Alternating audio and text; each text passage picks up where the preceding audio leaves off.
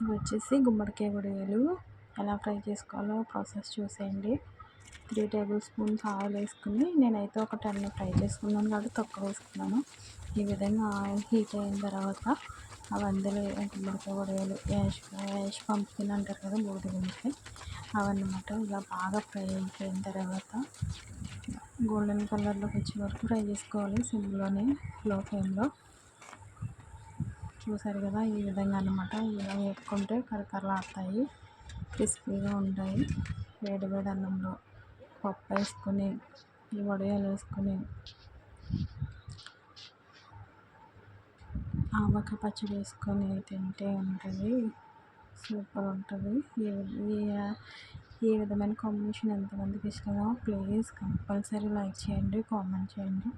మీరు లైక్ చేయడం వల్ల ఏంటంటే నా వీడియో అనేది చాలామందికి షేర్ అవుతుంది. అలానే నా ఛానల్ సబ్స్క్రైబ్ చేసుకోండి. చూసారు కదా, అలానే గుమ్మడికాయ వడియాలు ఏ విధంగా